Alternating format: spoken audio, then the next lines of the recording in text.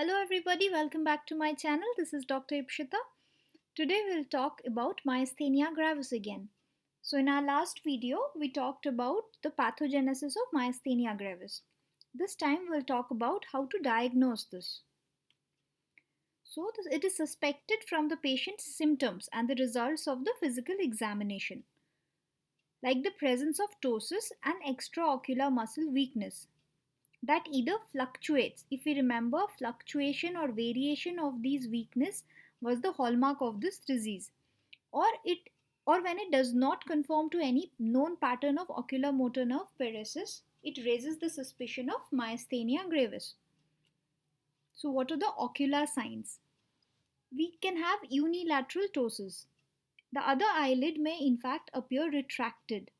Why? Due to Hering's law of equal innervation. So the ptotic eyelid now needs more innervation to raise it to normal level. Now the equal amount of innervation according to Hering's law will reach the other eyelid too, which is not ptotic. So that gets retracted in such a scenario. Then we can have seesaw ptosis.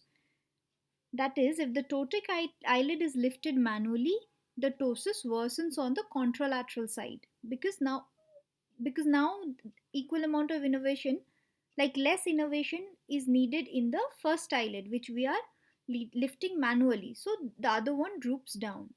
This sign, however, is not exclusive to myasthenia gravis. Prolonged upgaze produces muscle fatigue with eyelid droop or downward drift of the eyes. This is a very easy to perform procedure in the outpatient settings. So we just show the patient a object or your finger which is placed higher than their primary gaze level, so in up gaze.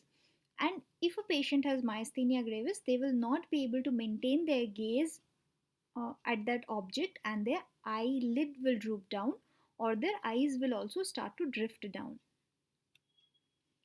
Then we have Cogan's lid twitch sign. So this is elicited by asking the patient to gaze downward for 10 to 15 seconds and then return to primary gaze. So Cogan's sign is present when the affected lid briefly twitches upward on returning to the primary gaze. There's a variation to this technique, like first by holding down gaze for 15 seconds and then looking up and then finally returning to the primary gaze. Even then, it is positive when it twitches upward on returning to primary gaze. Then we have Bienfang's test. So to perform this, the examiner should ensure that the patient is seated comfortably with head and eyes in primary gaze. The examiner is positioned 2 to 3 feet in front of the patient's face to allow for clear observation of the patient's eyes. The patient is now instructed to tightly squeeze his or her eyelids shut for 5 to 10 seconds. What happens with this is it relaxes the LPS, and not only relaxes, it also inhibits it. Similarly, at the same time, it fatigues the orbicularis oculi. Now, when this patient opens his or her eyes and fixates on a target directly ahead, maintaining the primary gaze, a positive test is defined when there is excessive upward excursion followed by downward drift of the upper eyelid immediately after the eye opens. So, similar to the Cogan's lid twitch sign. The test is negative if the upper eyelid position remains stable when the eye opens. So what is the difference between these two tests? In Cogan's lid twitch, we are looking at down gaze for 10 to 15 seconds and then looking at primary gaze.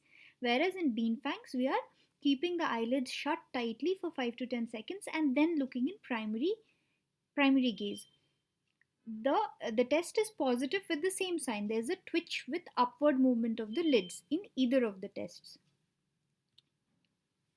So Cogan's lid twitch and Bienfang signs demonstrate the rapid recovery and easy fatigability of the levator muscle. Bienfang's test can help differentiate ocular myasthenia gravis from other causes of ptosis. It is probably more sensitive than Cogan's lid twitch test. The forceful closure of the eyelid in Bienfang's test may allow for both enhanced rest of the levator and increased fatigue of orbicularis oculi compared to the sustained downgaze which occurs in Cogan's lid twitch. So, a more noticeable overshoot or twitch of the upper eyelid may therefore be observed when the eye is opened.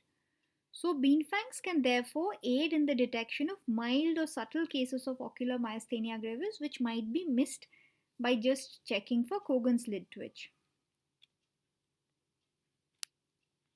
Another easy test in the OPD setting is ice pack test. So, an ice pack placed on the ptotic eyelid or any other affected muscle for 2 to 5 minutes. A positive test is when there is improvement of the ptosis by greater than 2 millimeter or more.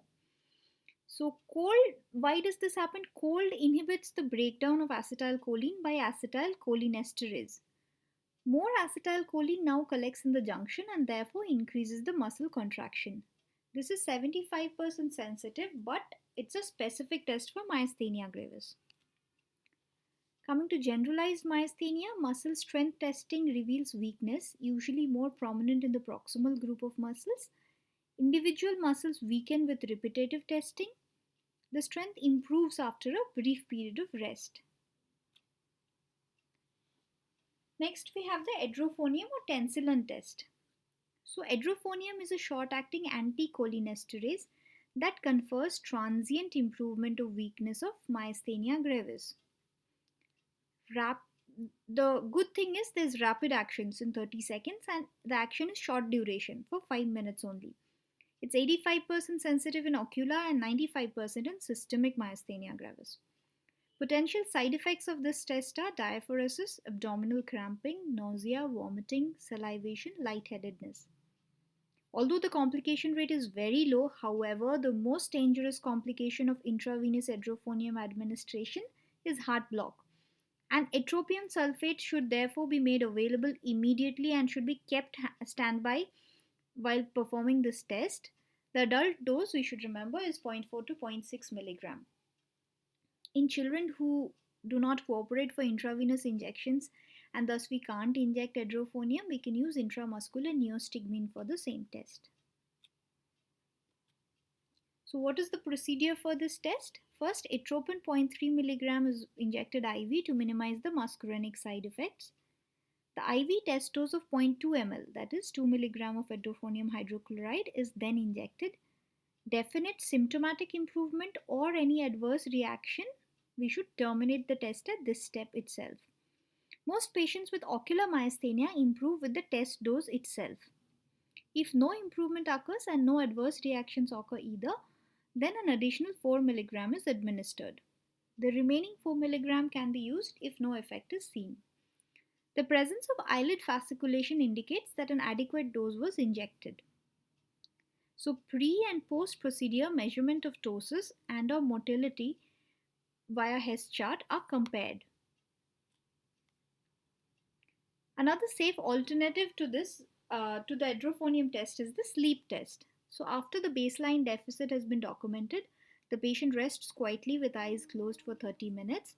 The measurements are repeated immediately after the patient wakes up and opens the eyes. After that, we need to carry out the antibody test, that is the acetylcholine receptor antibodies are tested.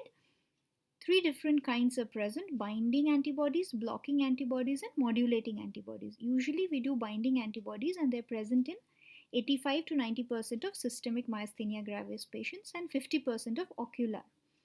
When binding antibodies are negative, then we go ahead and look for blocking and modulating antibodies. Antibody titers do not correlate with the severity of the disease, and that is why there is no need for to measure them serially to assess response to immunotherapy. Muscle specific kinase antibodies, MuSK antibodies, are positive in 50% of those who are negative for acetylcholine receptor antibodies. Positive patients with MuSK are less likely to have ocular features and thymoma. And the third one is striational antibodies. Antibodies against several contractile elements of skeletal muscle like titin may be present. They are found in 80 to 90% of those with thymoma and one third of those without, and can be a marker for more severe form of myasthenia gravis. Repetitive nerve stimulation testing can be carried out. This is 95% specificity. 75% in case of generalized and 50% for ocular myasthenia gravis. The nerve to be studied is electrically stimulated 6 to 10 times at 2 to 3 Hz. So, compound muscle action potential is recorded via surface electrodes placed on the muscle in question. A positive test is the progressive decline in this compound muscle action potential amplitudes within the first 4 to 5 stimuli. Then we have single fiber electromyography. This has a 88 to 99% sensitivity. It demonstrates jitter, which indicates the variability of propagation time to individual muscle fibers supplied by the same motor neuron. Conversion from ocular to generalized disease is less likely with normal single fiber electromyography findings of the upper extremities. About 10 to 15% of patients who have myasthenia gravis have a thymic tumor. So, chest imaging, even for patients with solely ocular findings, is important. So, we need to carry out a contrast enhanced CT or MRI. The persistence of a thymus gland in a patient age greater than 40 years or an increase in size on serial imaging studies raises the suspicion that a thymoma is present. So, the systemic associations of myasthenia. In generalized myasthenia gravis, we have facial weakness, jaw weakness, dysarthria, dysphagia, nuchal muscle weakness, and limb weakness. Patient complains of tiredness with reduced stamina. In severe cases, there develops weakness of the muscles of chest and diaphragm, which produces dyspnea and orthopnea.